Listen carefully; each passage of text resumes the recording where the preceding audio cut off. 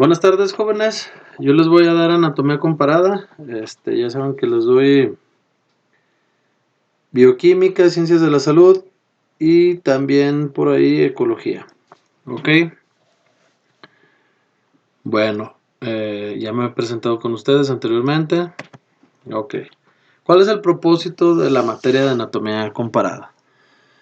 Su propósito es que el estudiante tenga un antecedente sobre los temas que desarrollará. ¿Sí? Para que pueda distinguir entre las diferentes estructuras de los seres vivos. A final de cuentas, la anatomía es una materia que se considera descriptiva. ¿Qué quiere decir esto? Que nada más describe las estructuras, ¿sale? No cura ni mucho menos, ¿sale? Con el fin de evitar las confusiones en las terminologías empleadas, ¿sí? Porque vamos a ver que vamos a utilizar muchos términos, muchas palabras que a lo mejor no conocemos, ¿sí?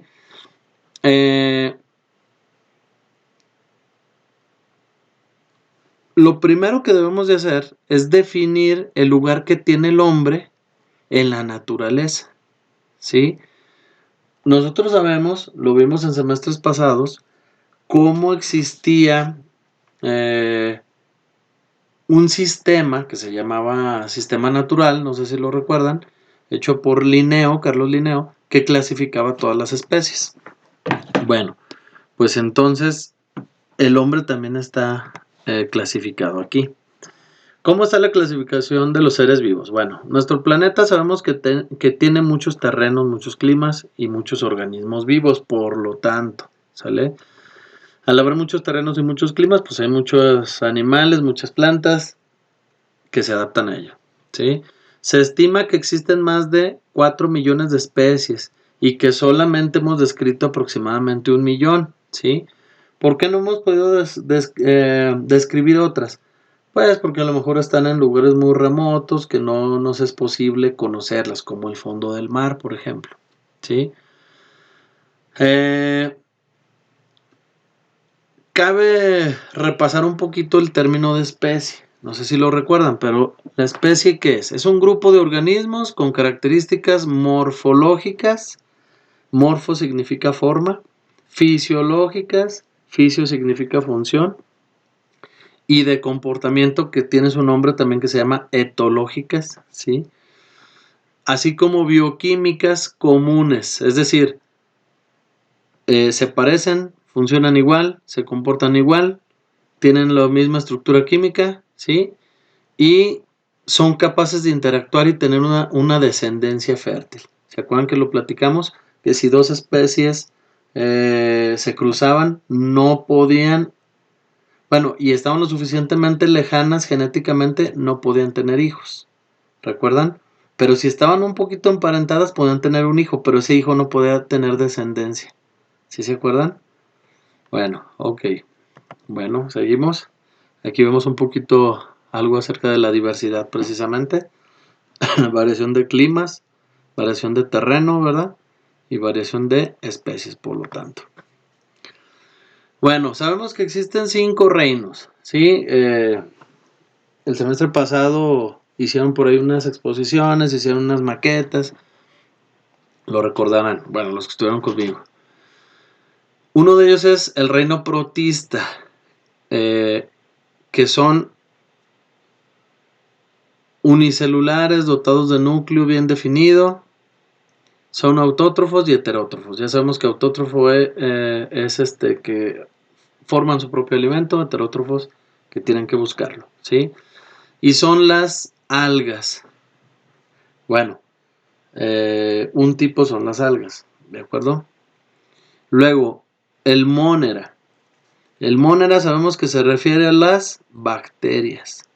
Estas son las más primitivas de todas, tan es así que son procariotas. ¿Qué quiero decir? No tienen núcleo, ¿sí?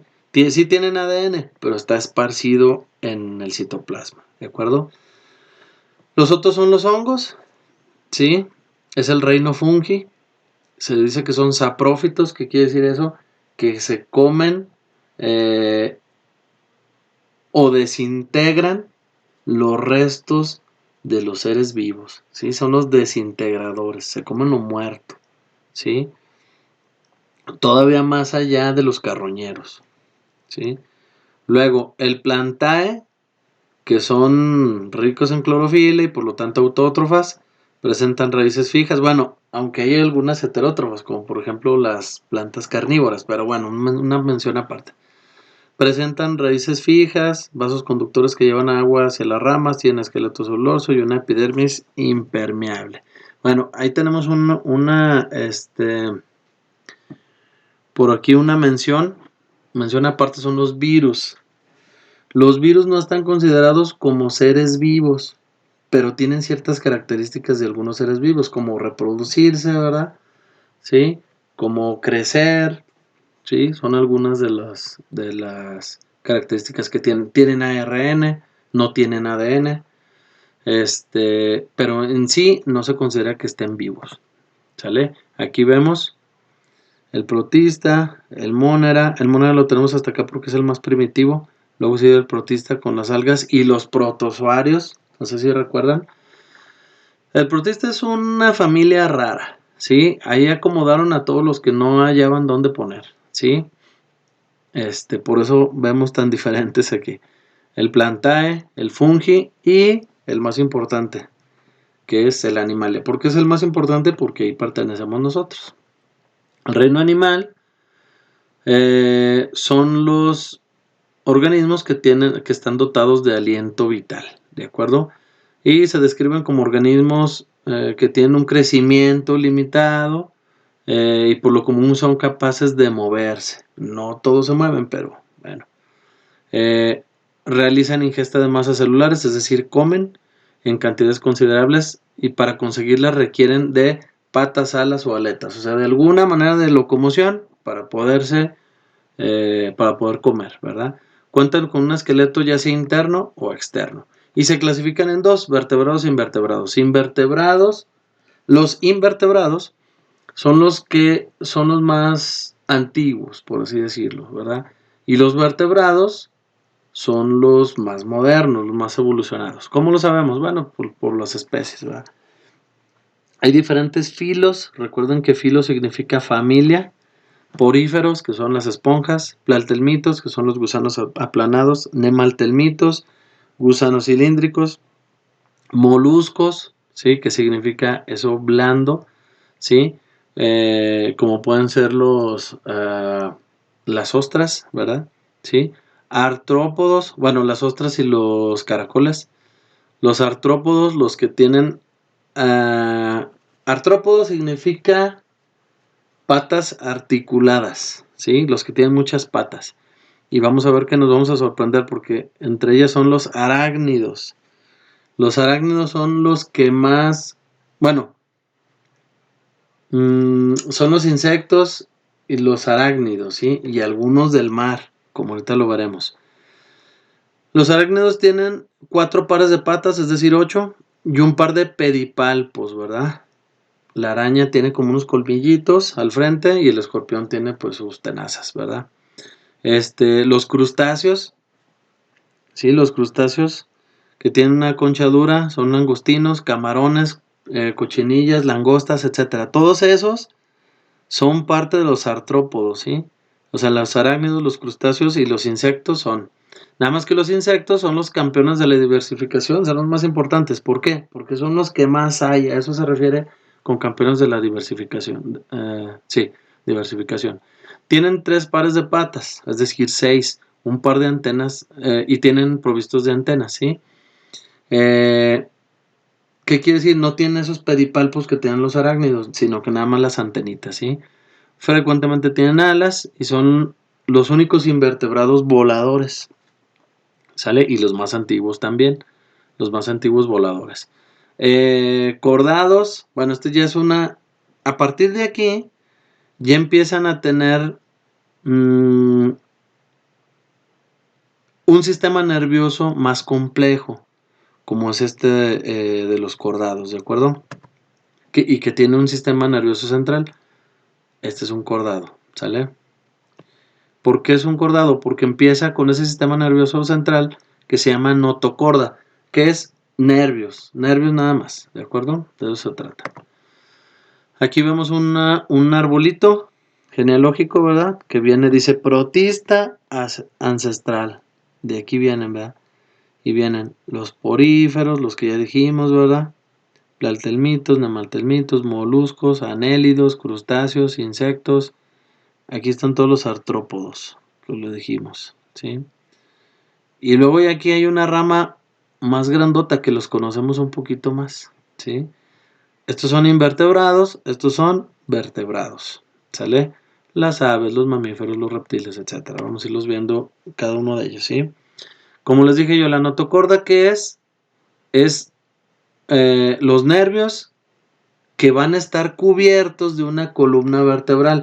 Al tener ya nervios, tienen que ser protegidos. La naturaleza protege esos nervios. ¿Cómo los protege? Con una columna vertebral. O sea, con un sistema óseo. Por eso son vertebrados. ¿De acuerdo? Cuenta con un esqueleto cefálico o cráneo donde se aloja el sistema nervioso central, lo que decíamos. ¿Un vertebrado qué es? Un animal que tiene un organismo animal que tiene sistema nervioso y que tiene hueso para protegerlo, ¿sí? Uno es los agnatos. Agnato significa que no tienen mandíbula, ¿sí?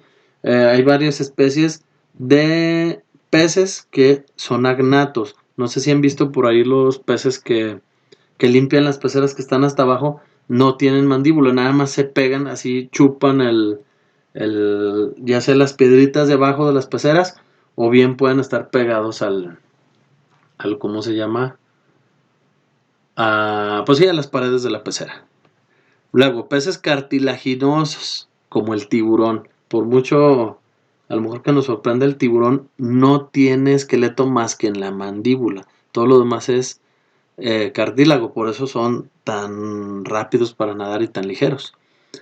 Luego, los peces óseos, pues todo el mundo nos hemos comido alguna vez un pescado, ¿verdad? Una carpa, un salmón, etcétera. Todos esos tienen espinas y batallamos mucho, ¿verdad? Bueno, después de ahí seguimos con los anfibios. Los anfibios, pues ya es un paso del agua a la tierra, ¿verdad? ¿Sí? ¿Cuáles son los anfibios? Bueno, pues un ejemplo son las ranas, los sapos, que pareciera que es lo mismo, pero no, ¿sí? Las salamandras y las cecilias, ¿sí? Bueno, tienen branquias y tienen pulmones, ¿de acuerdo? Los reptiles nacieron de los anfibios, ¿verdad? Y colonizaron la Tierra en la era mesozoica con los dinosaurios. Ahorita, pues los más representativos que podemos tener y los más grandes son, pues el dragón de Komodo y el cocodrilo, ¿verdad? Pero pues tenemos las lagartijas, etcétera. Las aves, que están emparentadas con los reptiles. Sin dientes, con pico córneo, adaptadas al vuelo, con esqueleto ligero y plumas. Aquí, si ustedes se fijan, vamos llevando familiares. Los reptiles son familiares de las aves. Ustedes saben, y si no lo sabían, este, los, las aves son la evolución de los dinosaurios. Se extinguieron los dinosaurios porque ya no había mucho que comer a partir del meteorito que cayó en Yucatán. Por ahí lo pueden buscar. Y solamente quedaron los más chiquitos. Y esos evolucionaron en las aves, ¿sí? Aquí vemos otro esquemita donde nos habla de las esponjas, de los gusanos, de los moluscos, de los anélidos. Todos estos son invertebrados, ¿verdad? De los arácnidos, de los crustáceos, de los insectos, ¿sí? Y aquí nos habla de los equinodermos. Los equinodermos son, estos todavía sí tienen sistema nervioso, ¿sí? Los peces, los anfibios, los reptiles, las aves, los mamíferos, ¿sí? Obviamente dejamos los mamíferos para el final porque son los más importantes porque nosotros pertenecemos a ellos, ¿verdad? Y nos originamos de los reptiles, ¿sí? Una rama de los reptiles se hizo ave, una rama de los reptiles se hizo mamífero, ¿sí? Hay por ahí un dinosaurio protomamífero que se llama Dimetrodont.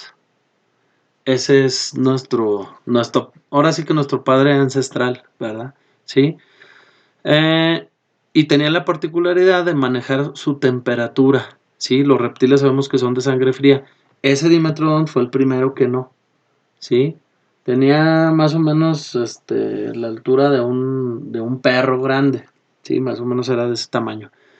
Y tenía una velita que podía agarrar el calor del sol y que controlaba su temperatura. Aquí nacen los mamíferos, ¿sí? Después empiezan a tener, estar cubiertos de pelo y tener mamas, ¿verdad? Para segregar leche a sus crías. De ahí viene su nombre, ¿sí? Hay tres tipos: prototerios, marsupiales y euterios. Los prototerios, un ejemplo son los ornitorrincos y el quidna. Esos están en Australia, ¿sí? Y se llaman proto. Todo lo que diga proto significa primero. Son los primeros mamíferos. Y lo que se refiere más que nada es ¿por qué son proto? Porque ponen huevos. Es decir, todavía están emparentados con los reptiles. Tan es así que ponen huevos, ¿sí? Pero tienen todas las demás características de mamíferos, ¿de acuerdo? Luego siguen los marsupiales. La siguiente evolución de los mamíferos fue los marsupiales.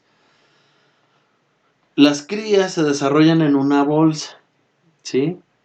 O sea, las madres paren a sus hijos, ¿sí? A través de la matriz y luego solitos por instinto se van a una bolsa, ¿sí? Donde dentro de esa bolsa hay están las glándulas mamarias para estar comiendo. Pero tiene un defecto. Las crías de la matriz, cuando van de la matriz a la bolsa, se pueden caer y se mueren. Bueno, bueno, también los huevos de los ornitorrincos, pues los pueden dejar solos para ir a comer y se los comen, ¿verdad? Y se mueren. Los euterios son los más evolucionados porque nunca dejan a su cría. Su cría vive con ellos y come a partir de ellos. ¿Cómo se les llama también? Placentarios, ¿sí? Son organismos que se desarrollan en el interior de la madre, lo cual le garantiza el abastecimiento nutritivo al embrión. Es decir, esto es lo mejor, ¿sí? Porque están ahí calientitos, tranquilitos, les comen lo que la mamá comió, no hay ningún problema, ¿sale? Bueno, y entonces aquí vemos, hay muchísimos, mamíferos, ¿verdad? Aquí vemos a los prototerios, ¿verdad? Sí, tenemos muchos nombres, ¿verdad? Como por ejemplo los cetáceos, pues son como los delfines, como las orcas, las ballenas, etcétera, ¿sí?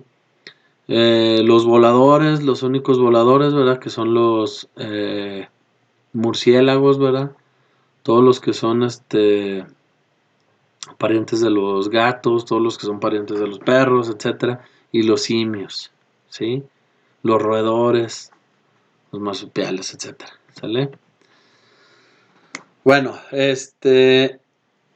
hasta aquí le vamos a dejar por hoy, ¿sí? Y vamos a tener una tarea. La tarea va a ser que me describan cuál es el legado de Hipócrates.